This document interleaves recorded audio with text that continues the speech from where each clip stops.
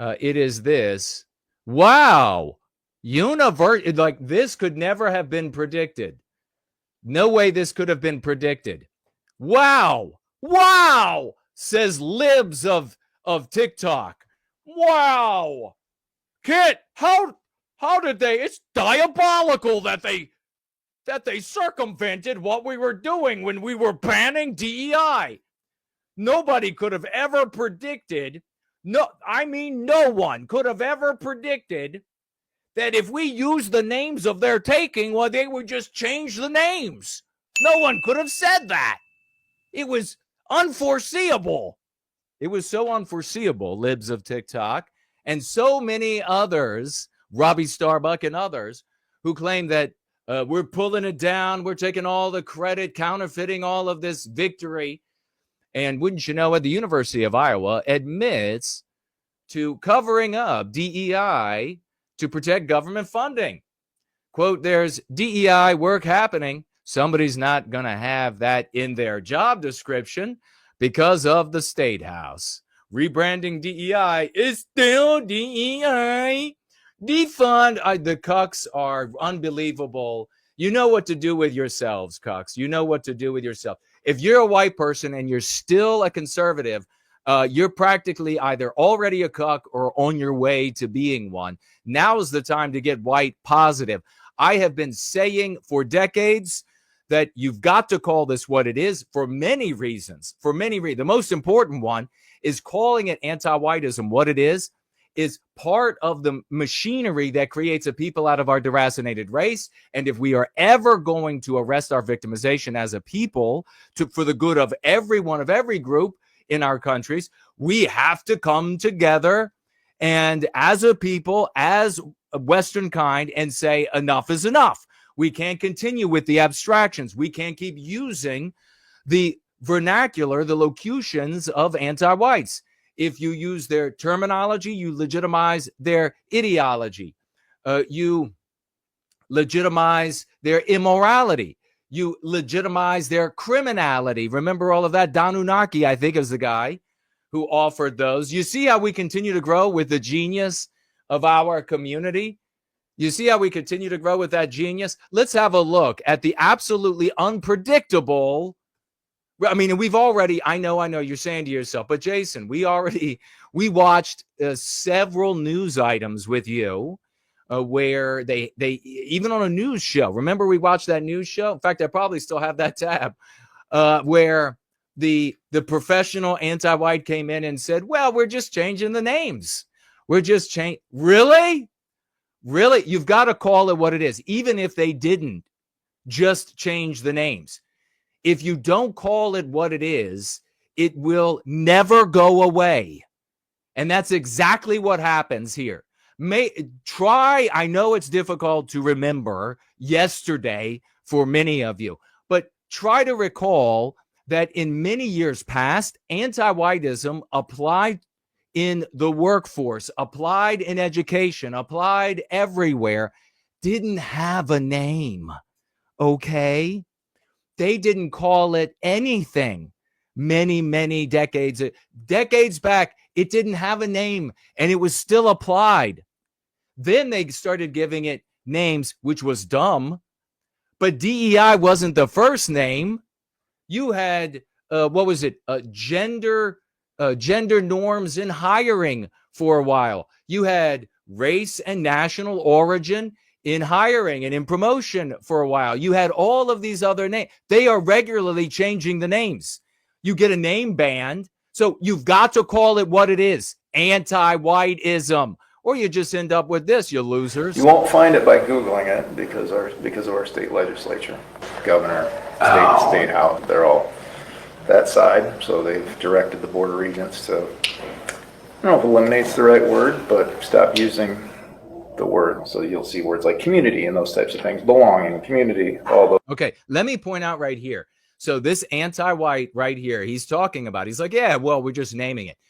Here's the thing, and this is what I also told you all, that they're not going to, if they're smart, and it eventually, even if they're dumb, gravity is going to pull in the way of success.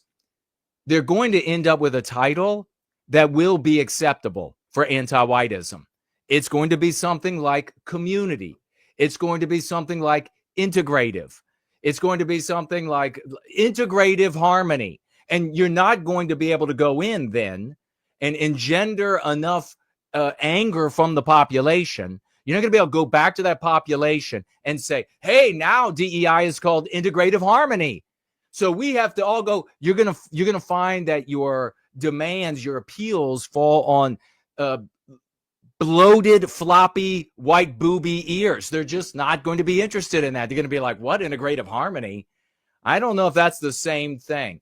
And you won't have your momentum anymore. And anti-whiteism will still be applied everywhere, just under the term integrative harmony at Iowa or at Nebraska or at whatever it is. You have to call it anti-white.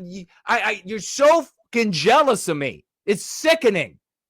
You're not going to call it anti-whiteism because of how jealous you are. Stop being a bitch. We still have cultural centers here. There's DEI work happening. I think, somebody's not going to have that in their job description because of the State House. Just to be candid, I think what most are worried about is funding, because... So libs, and of course, white people love libs because she's Jewish. And white people just love anybody who is non-white. They just beg for them to be their leader. Boy, we'll be seeing that quite a little bit here in today's gathering. They just, anybody who's not white, they need as their leader because of the social morality of the West. It's a proof. This is not natural for a race of people. I mean, could you imagine like raccoons choosing a possum to be their leader? It's not natural for the guy. I mean, at least that would be interesting to observe. Biologically, people are like, what? The raccoons have joined together and they've chosen a leader of a completely different species? This is not natural. It is not natural. But because she's a Jew, they love her. She's non-white. It's just like the blacks. It's like the Hodge twins, the half-blacks. It's like whatever it is. They're going to love it because white people are sick. And they're sick with anti-whiteism. And it's an indication, a demonstration that they feel that our wants, our needs, our opinions are illegitimate. And they are according to the social morality of the West. So they feel, I'm going to make my pains, my victimization, even if it's by way of an abstraction, legitimate by choosing a leader that will voice it, who is non-white. Well, libs of TikTok, here she goes. Typical conservative fashion. She shows up and she's like, hey, defund, and well, the Trump administration or whoever, if they get around to this for now, even if they went all out and they said, well, no funding for this university at all because they tried to trick us. That's not what's going to happen. Even if they did that, it would be restored in the next administration. Maybe even before, as soon as Trump became a legit lame duck, it would be restored. So what's actually going to happen? Maybe if the Trump administration gets around to it, these people will say, okay, we completely submit to that. We acquiesce. But we do have this cultural harmony advisor position that is going to be filled. Okay. All right. We do have this multicultural advisor position that's still going to be in place, and they're still going to have these jobs. Okay, the defunding won't do anything. White people, stop listening to non-white leadership, for one thing. Listen to proud, moral, white men for your leadership who are going to speak out against the victimization of our people.